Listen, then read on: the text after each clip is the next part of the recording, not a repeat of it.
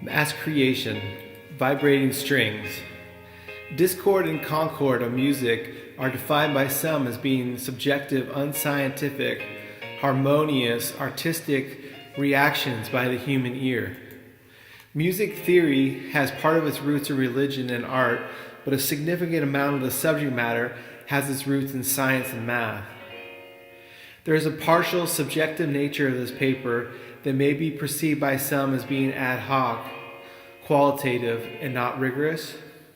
However, if you allow your objective mind to follow the premise that in music, human ear follows some scientific principles, most notably energy transfer between notes and chords. Songs that please the human ear have clean energy transformation, and those notes and chords are mathematically linked to one another. Popular music, whether it be a symphony or rock concert, is a product of notes and chords being put together in a systematic state. The nature of mathematics and interpretations of cycles per second called hertz can give quantifiable results and reasoning of how and why people tend to be attracted to certain music. The ear cavity interprets energy transformations in notes throughout the song, dictating what is pleasing and not pleasing to the ear. There is also an added identification, personalization, and empathetic review of lyrics in a song that has an effect on why we listen, but we will omit those reasons for the purpose of this paper. Comparatively, notes or chords that do not transfer energy well have a principal non-continuity state that the human ear can also recognize as discordant. I have derived 16 proofs of energy and vibration continuity going through all 12 tones in each of the proofs. Above is the sample of one. Each proof has layered structure of chords repeating after 2 to 4 chords, which represent tiers. The design of the project is that all the proofs could possibly unite in a grand unifying theory of one note or chord and could separate and extrapolate out to all 12 notes or chords. All the numbers are a function of the unit of hertz, thereby outlining a large amount of permutations to one piece of unified space-time. These paths outlined in proofs are potential avenues of energy injection superstrings, giving elementary particles their mass through a process or mechanism such as the Higgs field. Combining all 16 proofs together would allow for a large mechanical viewpoint of what I think a circular system of a set of particles with sets of quarks and other elementary matter would look like. A system with the ability to create mass with a designated certain type of energy and field coming into existence in space and time. It is in that logic and discipline that I have created the supporting proofs that show continuity is possible scientifically through all of matter. Hopefully future experiments of setting energy patterns through these selected vibrational connection points could be done to prove that there are energy transfer points that are more efficient than others. As a general principle of recognizing sound when playing music, I notice that the closer the vibrating string is to the note or chord that is being played, the more discord the note will show. The fretboard is continually counterintuitive in that nature. Changes of a half-step increments, like from the root note to the 7th note in a scale of a standard key, could work successfully. However, often the 7th note to 8th note root and its 2nd to root note have a lower probability of achieving harmonic equilibrium within the system.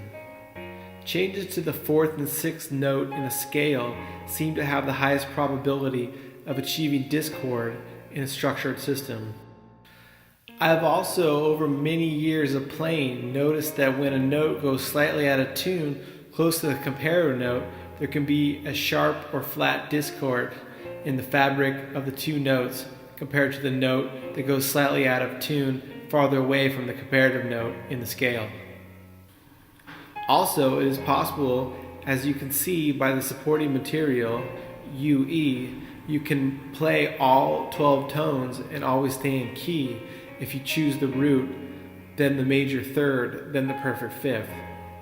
After playing the perfect fifth, you can change the fifth into the new root and can repeat that pattern over the course of all 12 tones, technically never playing out of key. This proves that 12-tone music theory is applicable and possible in standard already acceptable music theory axioms and is not an extension of solely my own theory in the least. It is my belief that shorter wavelengths do not necessarily equal higher frequencies. If you could accelerate a low A note on a thicker A string from 110 Hz to 220 Hz to 440 Hz, a high A note on the thinnest E string, the pitch may not increase all the way to a 440 Hz. It is my hypothesis that the thickness and gauge of the string dictates sound in which is implicit within the A note on the A string resonating 110 Hz. The frequency and wavelength are not direct factors. Another example is a French horn with its varying shapes in which the air passes through, making different notes. In that example, the French horn's thickness of chamber, which is mostly an internal property that causes the displacement of air dictating the note. There are associations of higher notes with higher frequencies, but I think the increased pitch could be caused by less mass in the string on the guitar and smaller chamber in the trumpet, not necessarily its increased frequency and wavelength. These factors are part of the equation, but not its entirety. You can apply that concept to the ether, in which the channels that propagate light have different continuity differences, such as the lightning bolt traveling through the ether in the path of least resistance.